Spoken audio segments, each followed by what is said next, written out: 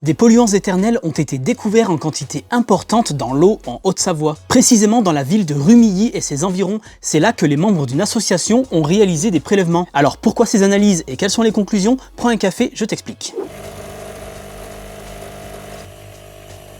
Ces prélèvements ont été effectués par les membres de l'association Agir Ensemble pour Rumilly et l'Albanais. C'est une association qui agit en faveur de la protection de l'environnement dans le secteur. Elle est particulièrement engagée sur la question des polluants éternels. Les polluants éternels, qu'on appelle aussi les PFAS, ce sont des substances qui se dégradent très peu dans l'environnement et qu'on retrouve dans les textiles et dans certains produits industriels. Alors ces prélèvements ont été effectués dans la région de Rumilly parce qu'une pollution de l'eau potable a été découverte dans ce secteur en 2022. Une étude a ensuite permis de détecter que cette pollution touchait aussi les eaux souterraines et les eaux de surface comme les rivières ou les lacs. Un programme a été lancé pour comprendre l'impact de cette pollution. Alors les prélèvements de l'association ont eu lieu dans 19 points d'eau en début d'année. Les conclusions, 53 types de PFAS différents ont été identifiés. Celui qu'on retrouve le plus est le PFOA, de son vrai nom acide perfluorooctanoïque. Pas facile comme mot. Il est classé substance extrêmement préoccupante par l'Europe. On le retrouvait notamment dans certaines poêles et casseroles anti-adhésives jusqu'à son interdiction en 2020. Sauf que le PFOA est présent uniquement sur la commune de Rumilly d'après les résultats obtenus par l'association,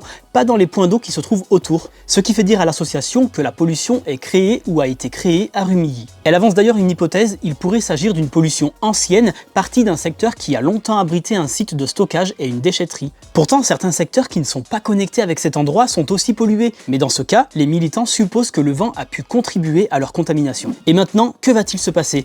Eh bien, les résultats de ces prélèvements ont été transmis à la communauté de communes. Il faut savoir qu'une autre étude est menée sur le même secteur par le Bureau de recherche géologique et minière. Les résultats obtenus par l'association viendront donc en complément de ces résultats. Pour les militants de l'association qui ont réalisé les prélèvements, il s'agit de savoir si la contamination de l'eau est due à une pollution ancienne ou s'il existe une autre source qui pollue toujours.